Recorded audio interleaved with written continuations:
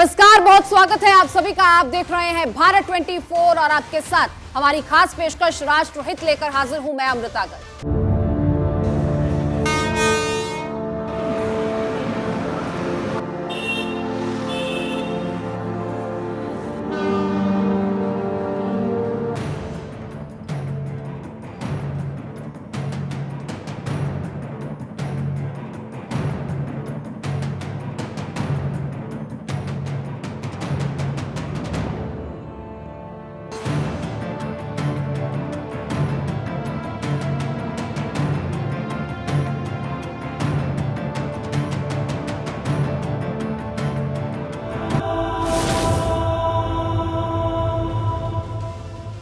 तो राष्ट्रहित में भी आज सबसे पहले बात इसी आफत काल की होगी। ये कोहरा सबके लिए आफत बनकर आया है और हर सर्दियों में आता है। राष्ट्रहित में आज सबसे पहले बात इसी पर होगी और ये जो खबर हम लेकर आए हैं वो आपके हित की खबर है, आपकी जान बचाने वाली खबर है। दरअसल उत्तर भारत में शीतलहर के साथ साथ कोहरे का प्रकोप बढ़ता जा रहा है और ऐसे में कोहरे की वजह से सड़क पर दुर्घटनाएं ज्यादा हो रही हैं, लोगों की जानें जा रही हैं। इसी हादसे की वजह से लोग घायल हो रहे हैं, लेकिन सर्दियों के दिनों में ये कोहरा आपके लिए आफत का सबब लगातार बन रहा है। कैसे सड़कों पर धुंधली विजिबिलिटी आपकी जान की दुश्मन बन जाती है। तेज रफ्तार वाले हाईवे कैसे जान को जोखिम में डालते हैं, इसी का आज संपूर्ण विश्लेषण भी करेंगे और आपको बताएंगे कि किस तरह से ये कोहरे का असर आपकी जिंदगियों पर पड़ रहा है।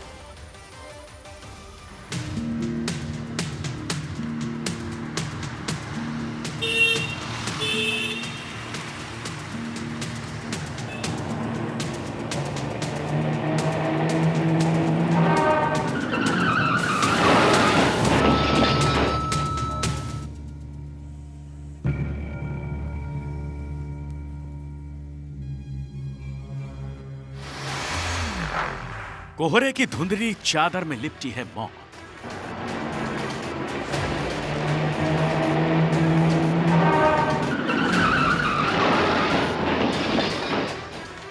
सड़क पर रफ्तार के साथ साथ कोहरे का कॉकटेल।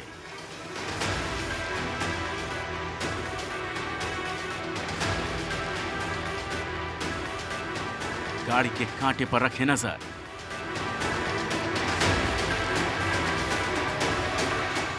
क्योंकि नजर हटी, दुर्घटना घटी।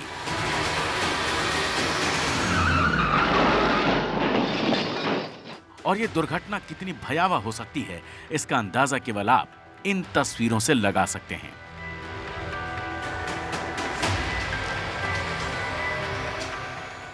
सर्दी की रात में ओस की बूंदों के साथ नीचे आने वाला कोहरा आपकी जान के लिए कितना खतरनाक हो सकता है, इसको आंकड़ों से समझा जा सकता है। कोहरे की वजह से होने वाले सड़क हादसों की एक रिपोर्ट प्रकाशित की गई है जो साल 2021 की है, जो ये कहती है साल 2021 में कोहरे की वजह से हुए हादसों में 13,372 लोगों की जान चली गई। कोहरे की वजह से होने वाले हादसे में 25,360 लोग घायल हो गए। National crime record bureau NCRB की 2021 की रिपोर्ट के अनुसार सड़क दुर्घटना में जान गंवाने वाले कुल लोगों के लिहाज से कोहरे की वजह से होने वाले हादसे में जान गंवाने वालों की तादाद भले ही 3.5% ही क्यों ना हो, लेकिन सड़क सुरक्षा के विशेषज्ञों के मुताबिक नेशनल और स्टेट हाईवे, एक्सप्रेसवे तथा अन्य सड़कों पर धुंध कोहरे के कारण दुर्घटना का शिकार होने वाले लोगों की संख्या इससे कहीं अधिक है। और वो भी तब जब कोहरे और धुंध की समस्या दिल्ली, पंजाब, हरियाणा, राजस्थान, उत्तर प्रदेश और बिहार समेत कुछ राज्यों में ही है। और वो भी 40-50 दिनों में कोहरे से होने वाले हादसों को अब राज्यवार देखा जाए तो उत्तर प्रदेश में सबसे ज्यादा 3,782 लोग मारे गए, बिहार में 1,800 लोगों की जान गई, मध्य प्रदेश में 1,233 लोग मारे गए, जबकि गोवा, अंडमान और लक्षद्वीप में कोई भी मौत दर्ज नहीं की गई। सड़क मंत्रालय ने भारत में रोड एक्सीडेंट नाम से जो रिपोर्ट प्रकाशित की है वो ये बताती है कि कोहरा उत्तर प्रदेश के लिए कितनी बड़ी जानलेवा आपदा है। कानपुर में सबसे ज्यादा 173 लोग मारे गए, आगरा में 108 लोगों की मौत हुई, प्रयागराज में 97 लोग मारे गए, गाजियाबाद में 91 लोगों की मौत हुई, राजधानी लखनऊ में 67 लोगों की मौत हुई, वाराणसी में 56 लोग मारे गए। बिहार की राजधानी पटना में कोहरे की वजह से हुए सड़क हादसे में 56 लोगों की जान चली गई, जबकि देश की राजधानी दिल्ली में कोहरे की वजह से हुई दुर्घटना में 6 लोगों की जान गई। इस रिपोर्ट में साफ साफ कहा गया है कि दिसंबर और जनवरी दुर्घटनाओं के लिहाज से काफी जोखिम भरे आंके गए। Institute of road traffic education के एक्सपर्ट कहते हैं कि इन हादसों से बचाव के लिए 2 स्तर पर सावधानी बेहद जरूरी है।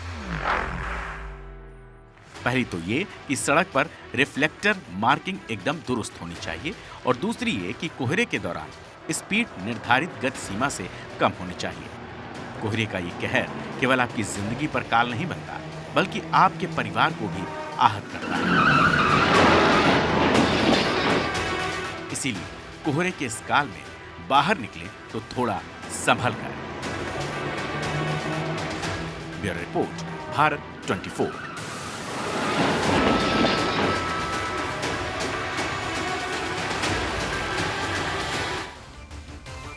तो कोहरे का सबसे पहला असर तो यह होता है कि धुंध की वजह से दिखना बंद हो जाता है, और इसी को जीरो विजिबिलिटी कहा जाता है। सामान्य भाषा में कहें तो विजिबिलिटी वो है कि जितना एक स्वस्थ इंसान अपनी खुली आंखों से रात के अंधेरे में दूर तक देख पाता है। तो कोहरे की वजह से हादसे 2 तरह से होते हैं। पहला तो ये कि सड़क पर आगे की ओर का रास्ता काफी धुंधला दिखाई देता है, जिससे पता नहीं चलता कि आगे कौन सा अवरोध है, और दूसरा तेज रफ्तार की वजह से यह हादसे हो जाते हैं। सामान्य दिनों की बात करें तो 40 किलोमीटर प्रति घंटा की रफ्तार से चलने पर 100 मीटर दूर तक दिखाई देता है, और 60 किलोमीटर प्रति घंटा की रफ्तार से यदि आप चल रहे हैं तो यहां आपको 60 मीटर दूर तक दिखाई देगा। 100 किलोमीटर प्रति घंटा की रफ्तार से अगर आपकी गाड़ी चल रही है तो यहां आपको 20 मीटर दूरी तक दिखाई देगा, और अगर आपकी रफ्तार 120 किलोमीटर प्रति घंटे की है तो विजिबिलिटी 10 मीटर तक ही रह जाती है। तो रफ्तार और कोहरे का ये कॉकटेल काफी डेडली हो सकता है। जिस तरह से हम आपको आंकड़े दिखा रहे हैं, जैसे जैसे आपकी स्पीड बढ़ती जाएगी वैसे वैसे आपकी विजिबिलिटी वो कम होती जाएगी, और इसी से हादसे होने की आशंका बढ़ जाती है। अब इन आंकड़ों से ये साफ है कि आप जितनी रफ्तार में चलेंगे आपकी विजिबिलिटी कम होती जाएगी, क्योंकि रफ्तार और विजिबिलिटी में विलोम अनुपात होता है। और ऐसे में जब कोहरे की वजह से पहले से ही धुंध हो और कोहरे की ये रफ्तार का कॉकटेल कितना घातक हो सकता है ये खुद आप बेहतर समझ सकते हैं। तो कोशिश कीजिए ऐसा ना करिए, सड़क पर उतरें तो आपकी रफ्तार धीमी रहे। सड़कों पर किस तरह से हादसों में इजाफा लगातार हो रहा है ये आपको बता रहे हैं। हमारे देश में हर साल ऐसे हजारों हादसे होते हैं जिनमें हजारों लोग मारे जाते हैं, और डराने वाली बात तो ये है कि ये आंकड़ा हर साल बढ़ता जा रहा है। सड़क परिवहन मंत्रालय के मुताबिक इन आंकड़ों की अगर मैं बात करूं तो 2019 में कम विजिबिलिटी की वजह से देश में 33,602 सड़क हादसे हुए थे। इनमें 13,405 मौतें भी हुई थी, और साल 2018 में 28,026 हादसों में 11,841 जानें चली गई। मतलब एक साल में सड़क हादसों में 20% और मौतों में 14% की बढ़ोतरी दर्ज की गई है। तो सर्दियों में कोहरे की वजह से हमारे देश में ट्रेन का लेट होना भी ये कोई नई बात तो है नहीं। अब 20 नवंबर 2019 को लोकसभा में कोहरे के कारण ट्रेनों में होने वाली इसी देरी को लेकर सवाल भी किया गया था, और इसका जवाब दिया गया था तत्कालीन रेल मंत्री पीयूष गोयल की तरफ से। इस जवाब में रेल मंत्री ने माना था कि हर साल देश के उत्तरी इलाकों में सर्दी के महीनों में कोहरे के मौसम के दौरान बड़ी संख्या में गाड़ियां प्रभावित होती हैं। हालांकि अब कोहरे की वजह से ट्रेन के डिले होने में काफी कमी भी आई है। आपको बता दें, साल 2018-19 की बात करें तो इन साल में 5% से ज्यादा ट्रेनें कोहरे की वजह से डिले हुई हैं। तो ये साल दर साल किस तरह आंकड़ों में बदलाव आए हैं ये आपको बता रहे हैं। साल 2017 से 2018 की अगर बात करें तो 15% ज्यादा ट्रेनें डिले हुई हैं, और उसके बाद उससे पहले चले जाएं थोड़ा, साल 2016 से 2017 में 20.51% से ज्यादा ट्रेनें डिले हुई।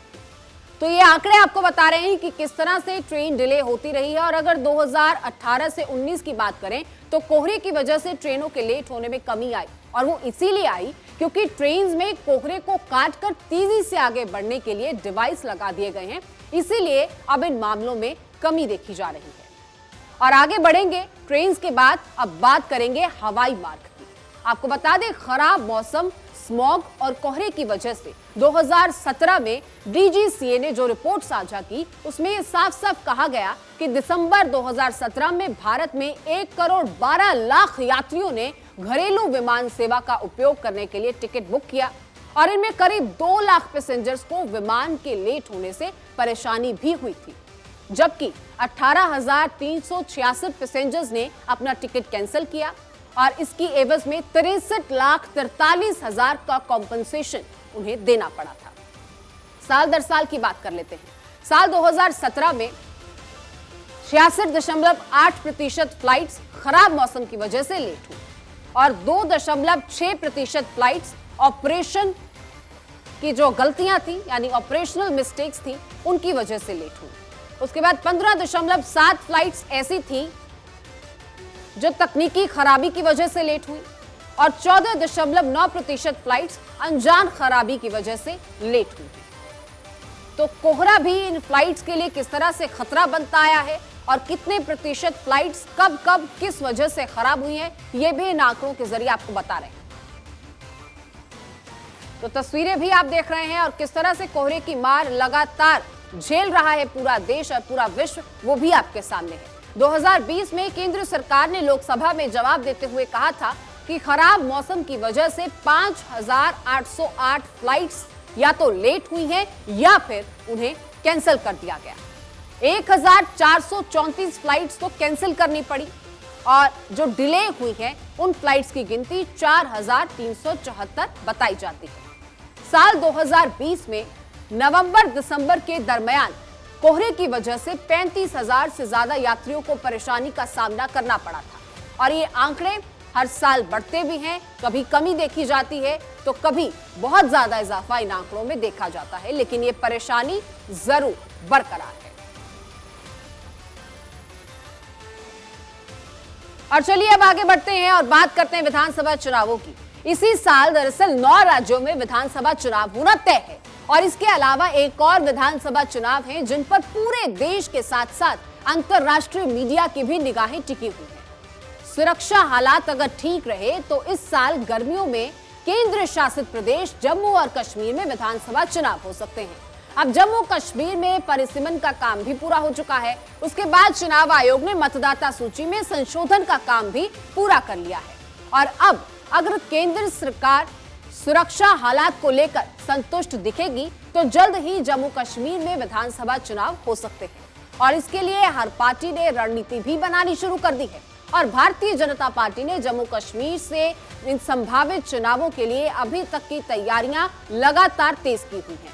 बीजेपी के राष्ट्रीय महासचिव बीएल संतोष ने बुधवार को पार्टी की जम्मू कश्मीर इकाई से विधानसभा चुनाव के लिए कमर कसने को कहा। अब केंद्र शासित प्रदेश जम्मू कश्मीर में पार्टी के वरिष्ठ नेताओं के साथ बैठक के दौरान उन्होंने बूथ और विधानसभा क्षेत्र स्तर पर पार्टी इकाइयों को मजबूत बनाने पर जोर दिया है। उन्होंने पार्टी प्रभारियों से कहा कि वे अपने अपने क्षेत्र में चुनाव जीतने पर ध्यान दें। इससे कुछ दिन पहले पार्टी के वरिष्ठ नेता व केंद्रीय गृह मंत्री अमित शाह ने दिल्ली में भी जम्मू कश्मीर इकाई के पदाधिकारियों के साथ चुनाव को लेकर विचार विमर्श किया। जम्मू कश्मीर में विधानसभा चुनाव इसी साल होने की संभावना है, हालांकि अभी तक इसकी कोई आधिकारिक घोषणा नहीं हुई है। भारतीय जनता पार्टी की ये मीटिंग, जिसमें माननीय राष्ट्रीय संगठन मंत्री श्रीमान बीएल संतोष जी उपस्थित थे, ये कहा गया कि जैसे डिलिमिटेशन समाप्त हो चुकी है, वोटर लिस्ट आ चुकी हैं और अभी इलेक्शन के लिए तैयार रहना चाहिए। जनवरी, फरवरी, मार्च और अप्रैल के लिए होमवर्क दिया गया है। तो मुझे लगता है कि भारतीय जनता पार्टी का कार्यकर्ता हमेशा से तैयार रहता है। तो इस बार जम्मू और कश्मीर में असेंबली चुनाव बदले बदले माहौल में होगा। पूर्ण राज्य से केंद्र शासित प्रदेश बनने के बाद यहां कोई विधानसभा चुनाव हुआ तो नहीं है, लेकिन परिसीमन के बाद अब जम्मू क्षेत्र और कश्मीर घाटी दोनों में ही सियासी समीकरण बदल गए हैं। बीते 3 साल में जम्मू और कश्मीर का भौगोलिक नक्शा तो बदला ही है, निर्वाचन क्षेत्रों की तस्वीर भी बदली है और सत्ता के सारे समीकरण इस बार नए होंगे। आपको बता दें, जम्मू कश्मीर में अब 90 विधानसभा सीट हो गई है और पीओके के लिए 24 सीटें पहले से तय हैं। तो जम्मू क्षेत्र में 43 विधानसभा सीट रहेंगी और कश्मीर घाटी में 47 सीटें हो गई हैं। 6 सीटें जम्मू क्षेत्र, 1 सीट कश्मीर घाटी में बढ़ी है। और शेड्यूल कास्ट की बात करें तो शेड्यूल कास्ट के लिए 7 सीटें सुरक्षित हैं। तो जम्मू कश्मीर विधानसभा में 7 सीटें बढ़ी हैं और इनमें से 6 जम्मू क्षेत्र में बढ़ी है और सिर्फ 1 सीट है जो कश्मीर के क्षेत्र में बढ़ी है। अब इससे यहाँ की राजनीति में कश्मीर क्षेत्र का दबदबा कम होगा। तो राजनीतिक जानकारों का कहना है कि इसका लाभ बीजेपी को मिल सकता है, क्योंकि बीजेपी जम्मू क्षेत्र में पहले से ही मजबूत स्थिति में है और यही वजह भी है कि पीडीपी, नेशनल कॉन्फ्रेंस और कांग्रेस यहां परिसीमन का विरोध कर रही थी। और इसके अलावा परिसीमन में कुछ और विधानसभा सीटों की सीमाओं में बदलाव का भी असर देखने को इस बार मिल सकता है। तो ये भी एक बड़ी वजह है कि क्यों वहां की स्थानीय पार्टियां, क्यों विरोधी पार्टियां इस परिसीमन के विरोध में लगातार आवाज बुलंद करती रही हैं। जम्मू कश्मीर में पहली बार 9 सीट एसटी समुदाय के लिए आरक्षित की गई हैं। अब केंद्रीय गृह मंत्री अमित शाह पहले ही कह चुके हैं कि यहां गुज्जर और बकरवाल की तरह पहाड़ी समुदाय को भी अनुसूचित जनजाति के तहत आरक्षण का फायदा मिलेगा और इस सियासी दांव का फायदा बीजेपी को मिल सकता है। आपको बता दें, 20 में से 13 जिलों में पहाड़ी आबादी है। राजौरी और पुंछ जिलों में 50% ज्यादा पहाड़ी है। अब जम्मू कश्मीर में कुल आबादी 8% से ज्यादा पहाड़ी है। तो कश्मीर की 8 और जम्मू की 4 सीटों पर पहाड़ी तो निर्णायक है। अब एसटी समुदाय के लिए सीटों के आरक्षण से कश्मीर क्षेत्र में बीजेपी का जनाधार बढ़ाने में मदद मिल सकती है और साथ ही हिंदू वोटर्स के साथ साथ बीजेपी इस दांव के जरिए मुस्लिम समुदाय में भी अपनी पैठ बढ़ाना चाहती है। अब पहाड़ी समुदाय का एक बड़ा हिस्सा नेशनल कॉन्फ्रेंस का परंपरागत वोटर रहा है। पीडीपी और कांग्रेस भी इनके कुछ हिस्से पर पकड़ रखती हैं। अब पहाड़ी समुदाय की ज्यादातर आबादी मुस्लिम है। गैर मुस्लिम पहाड़ी समुदाय में यहाँ की तमाम 4 प्रमुख पार्टियां यानी कि बीजेपी, पीडीपी, नेशनल कॉन्फ्रेंस और कांग्रेस, इन चारों पार्टियों की थोड़ी थोड़ी पकड़ है। अगर पहाड़ी समुदाय को एसटी समुदाय में शामिल कर दिया गया तो इससे पीडीपी, नेशनल कॉन्फ्रेंस और कांग्रेस की मुश्किलें तो बढ़ सकती हैं, वहीं बीजेपी के लिए सत्ता की राह आसान बन सकती है। तो नवंबर 2022 में जम्मू कश्मीर के लिए जारी जो संशोधित मतदाता सूची है उसके मुताबिक यहाँ 7,72,872 वोटर बढ़े हैं और वोटर लिस्ट में जोड़ने के लिए 11 लाख से ज्यादा आवेदन आए थे। तो सूची से कुछ मतदाताओं के नाम हटा दिए गए हैं। मसौदा सूची के मुकाबले पंजीकृत मतदाताओं में 10.19% का इजाफा हुआ है और जम्मू कश्मीर के इतिहास में ये पहली बार हुआ है जहां तमाम पार्टियों की नजर इन तमाम मतदाताओं पर होगी। और अब आपको बता दें कि ये इतनी बड़ी संख्या है जो किसी का खेल अगर बना सकती है तो किसी का बिगाड़ भी सकती है।